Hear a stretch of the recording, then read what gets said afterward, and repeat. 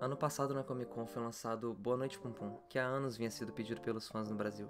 A capa em si é extremamente intrigante e sem pensar muito eu comprei os 2 primeiros volumes, que tem umas 400 páginas cada. E na noite em que eu li os 2 de uma vez só eu percebi que essa história era especial, que era o melhor mangá que eu já tinha lido na minha vida. Tanto que pra terminar a história, que no Brasil tá no volume 6 de um total de 7 em pré-venda ainda, eu recorri a algo que eu não fazia desde a época adolescente com Naruto. Eu fui ler Scan.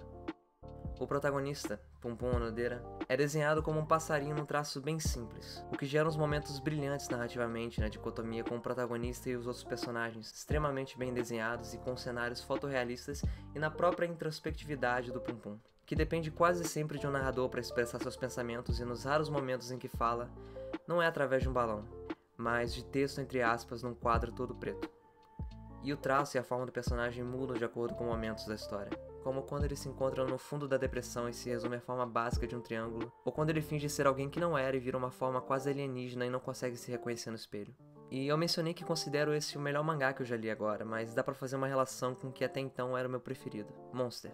Algo que os autores japoneses têm ao seu favor no formato de publicação é a potencial longevidade da série e como isso pode ser explorado de maneiras diferentes em prol da história. Em Monster, por exemplo, um médico descobre que um garoto que ele salvou é na verdade um psicopata, e a existência dele põe muita coisa em perigo.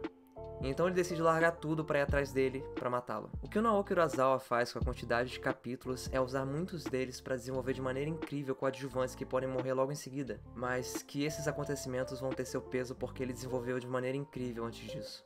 Em Boa Noite Pum Pum, Inio Asano estrutura o mangá entre fases da vida do protagonista. Uma vida introvertida, depressiva e permeada pelo egoísmo e pela autodestruição. No início, com Pum Pum bem criança, o autor foca em desenvolver a empatia e a catarse com o personagem através de acontecimentos que moldam até as últimas escolhas do protagonista e dos personagens de sua volta.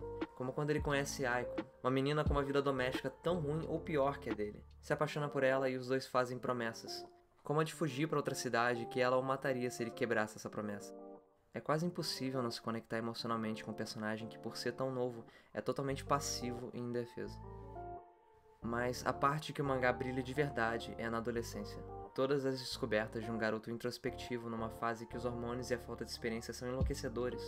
O modo como o Pum Pum tem uma linha de raciocínio que adapta a realidade para chegar numa conclusão que sustente um pouco a sua ilusão e numa das primeiras ações questionáveis do personagem. Ao se frustrar quando seu encontro com uma menina não sai do jeito que ele gostaria, se comporta de maneira extremamente egoísta, como a própria menina pontua. E quando Boa Noite Pum Pum trata de assuntos como esse, é de maneira muito sincera e bem feita. Me vem o exemplo da série 13 Reasons Why, o hit mundial da Netflix sobre depressão, mas com uma história e produção muito mais mercadológicos do que artísticos. Então o que acaba saindo é uma série mastigada para um público jovem e usando a depressão de forma totalmente irresponsável na história. Não que esse assunto esteja fora dos limites, porque nenhum está. Mas quando se vende algo romantizando a depressão e numa segunda temporada que nem deveria existir são obrigados a colocar um aviso de trigger antes, é porque provavelmente tem alguma coisa de errado. E nesse mangá, a depressão não é romantizada. Ela é tratada de forma sincera, permeada pelos efeitos do egoísmo e da autodestruição. O tio dele tem um arco incrível durante o quadrinho e é um pouco da voz da razão em certos momentos. Uma razão pessimista e conformista. Como um amigo me disse numa conversa esses dias, se encontrar no pior de você e mostrar isso de maneira sincera traz arte poderosa de verdade. E quando Pum Pum reencontra uma pessoa do passado, a amiga da irmã da menina que ele tentou beijar à força e a mesma que estava na fábrica abandonada, ela decide finalmente realizar o sonho de fazer o mangá e chama ele para fazer a história.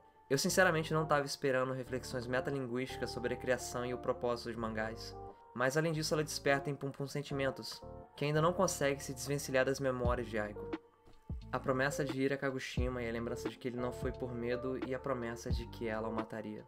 Na verdade, essa não é a única vez que algum personagem diz algo sobre matar quem ama ou se matar. A autodestruição que começa em simplesmente não se permitir a felicidade em uma pessoa nova e o desejo pela morte é algo tão recorrente que depois de um certo ponto, quase todos os personagens estão literalmente machucados de uma forma ou outra. Boa Noite Pum Pum é um ensaio narrativo sobre uma vida cercada pela depressão e as consequências disso, que inspira uma olhada profunda no espelho no leitor. É sobre a dor que é viver e sentir. E é também sobre continuar vivendo, de uma forma ou outra. Sejam boas ou ruins, se todas as coisas que acontecem no mundo são criação da alma humana, então só havia uma coisa que Pum Pum podia fazer agora.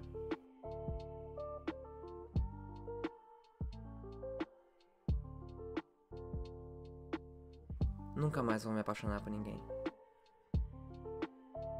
Pum Pum fechou os olhos, pois a brisa aconchegante o deixou com vontade de chorar. Por hoje já chega.